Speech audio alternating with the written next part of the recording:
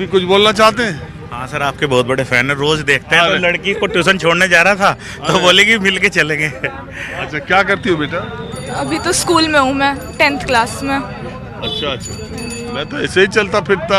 हाँ मतलब रोज देखते हैं आपको, देखने में आप मतलब इतने ज्यादा फिट हैं, उसमें थोड़ा लगते थे कि वो है। मैं आपको देख के ऐसा लग रहा है कि एकदम बढ़िया, मजा आ गया देख के।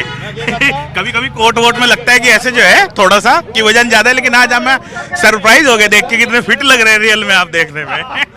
ये टीवी है, अब जब रात को या शाम को अपना प्रोग्राम देखना, फिर आप देखना आप कैसे लग रहे हो उसमें। हो सकता है सर। मैं तो जैसे आप बहुत सारी बात पूछते रहते हो, बस मैं एक बात, जैसे कई बार आता कि गडकरी जी ने बहुत सड़क बना दी चारों तरफ, है ना। इस पे बहुत लोग बोलते हैं, बहुत इस पे मतलब बताया जाता है कि अच्छा काम किया। मैं बस इसमें ये बोलना चाहता हूँ कि कभी भी आप टोल वाली रोड से नीचे उतर जाओ, जिस रोड पे टोल ना हो कहीं भी। मैं खुद यहाँ यूपी में भी, यदि आप बुढ़ाना से जाओ शाहपुर की तरफ या कहीं भी, उसमें बिल्कुल भयंकर गड्ढे हैं। मतलब जिस रोड पे टोल नहीं है उस रोड में गड्ढा ही गड्ढा है। तो आम आदमी ये नहीं समझ पा रहा, जो तेल 95-96 रुपये लीटर मिल रहा है, आज की तारीख में टोल पड़ता है 2 रुपये किलोमीटर, आप एवरेज निकाल लो। तो गाड़ी वाले के लिए वो तेल 95 की जगह 125-130 रुपये लीटर है। तो एक कान घुमा के पैसा लिया जा रहा है 130 रुपये लीटर। मोटरसाइकिल वाले को पता नहीं चलता क्योंकि टोल की सड़क पे उससे तो टोल लेना नहीं। लेकिन आप कहीं छोटे पे चले जाओ, आप अभी किराने वाले, हमारा ये बना हुआ है हाईवे, यहाँ से आप जाओ पानीपत, आपको चकाचक सड़क मिलेगी, लेकिन है ना। लेकिन आप उतर के अभी कंडेले चले जाओ, आपको पता चल जाएगा कितना टाइम लगेगा। जो हमारा इंडस्ट्रियल एरिया है, कहीं भी जो भी टुकड़ा है बिना टोल के, जिस पर पैसा सरकार नहीं वसूल रही है, वो सड़क नहीं बनी है। ये सच्चाई है। और ये मतलब कोई बात उठा नहीं रहा ना नेता को पता। आपकी इस बात से मैं सहमत हूँ। अभी कैराना से कंधाला जाइए, कंधला, हाँ आपको पता चल गया होगा एकदम एकदम खराब। मैं तो देखता हूँ दूसरे, अगर जो आप शामली से इधर से मेरठ की तरफ जाए तो ये रास्ता 8 साल पहले जैसा था वैसा अभी भी है। जो पानीपत से मेरठ का रास्ता वो हाईवे हो गया, टोल वो मैं बेसिकली बिजनेस हो गया है कि भाई देखे सड़क तो इसकी तारीफ तो करनी चाहिए नितिन गडकरी की, उन्होंने सड़कों का देखो सर, पॉलिसी तो हर लोग बनाएंगे। इतने लाखों करोड़ों हमारी जीडीपी है देश की, ऐसा तो नहीं आदमी जेब में पैसा रख लेगा, कुछ तो करेगा ही।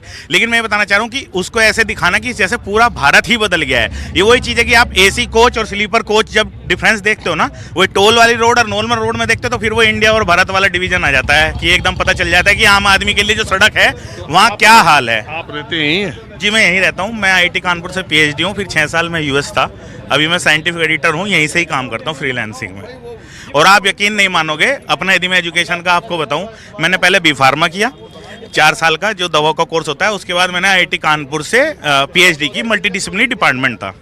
अब गवर्नमेंट की पॉलिसी देखिए, बोलते हैं कि मल्टी डिसिप्लिन में जाओ, वहाँ फार्मेसी का लड़का भी आ सकता है, इंजीनियरिंग से भी आ सकता है, डॉक्टरी से भी आ सकता है, बायोटेक करवा दिया।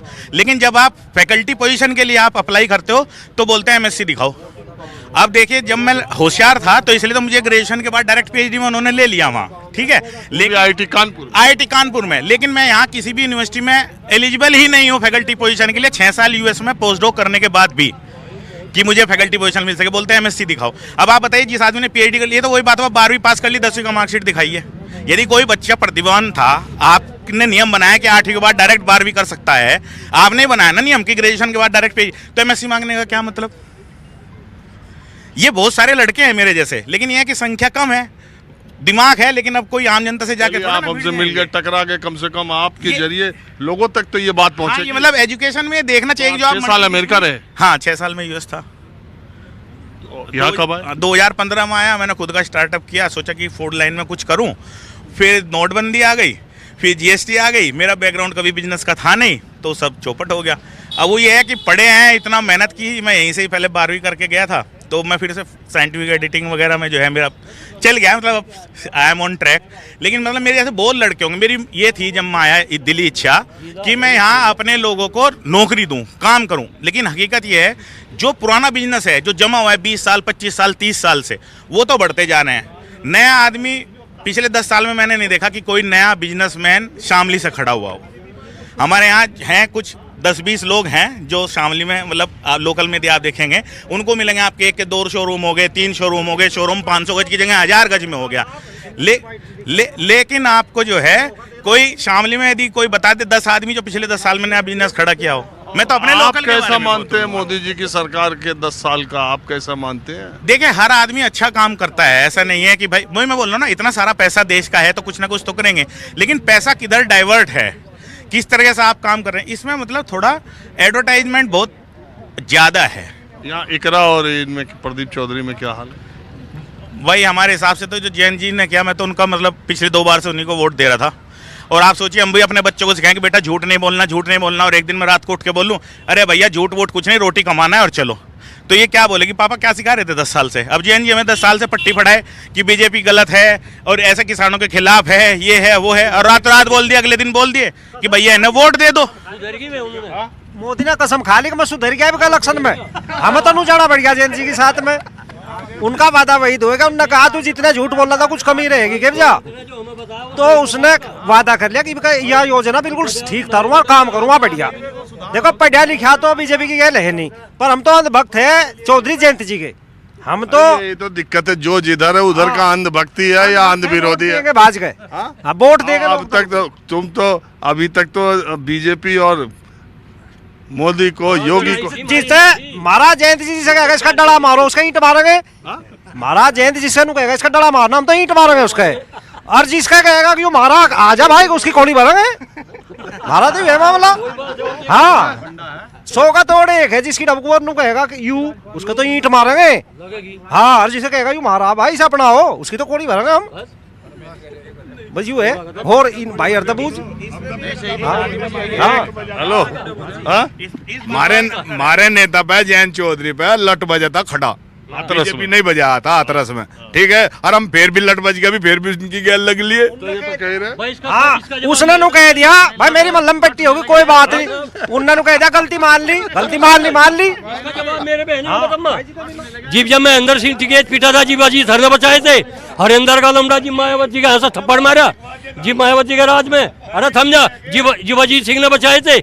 इब्जा राकेश टिकैत महागाजी बॉर्डर पर था, जीवाजीत सिंह ने बचाए थे। वे कहाँ हैं? वे कहाँ है भैया? टिकैत हर कहाँ है जिन्हें वो घर बचावे? हरिंदर हर कहाँ है जिन्हें वो बचावे? मारी के गांड पे तू भाजपा में वे चुकर दे भागे हैं। राकेश टिकैत को बचाने चौधरी अजीत सिंह गए थे और जयंत चौधरी। मैं तो शाम वहीं था, मैं तो शाम को वहीं था। अरे कहाँ गए थे?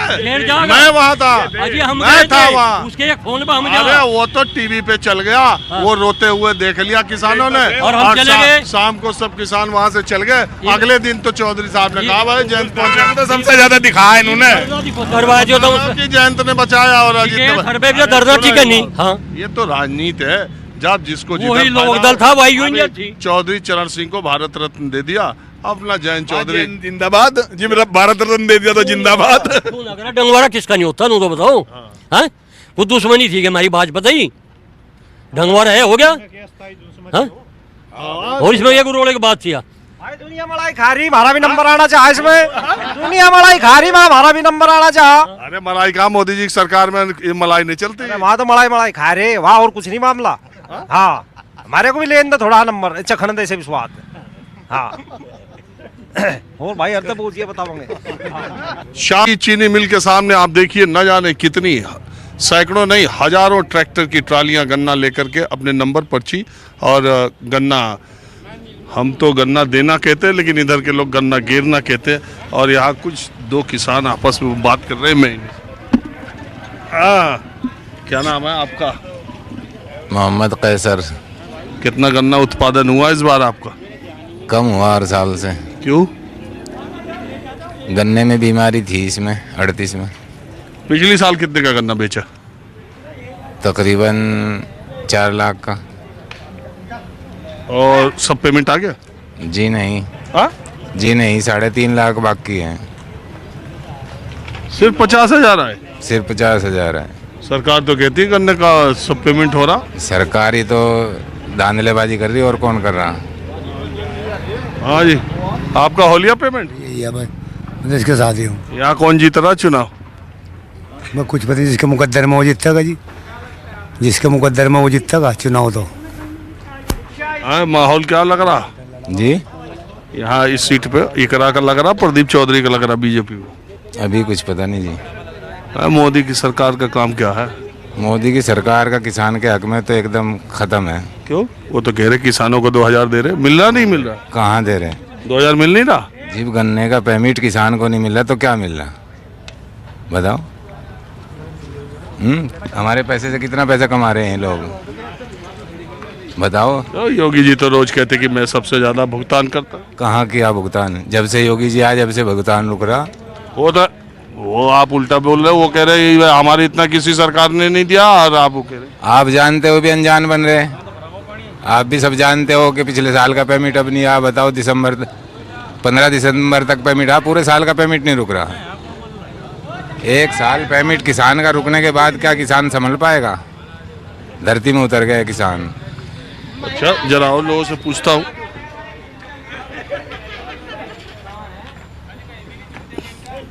हाँ जी, आप कहाँ से हैं? कशेरवा कला से है जी। हाँ, कशेरवा कला। कब से लेके आए गन्ना?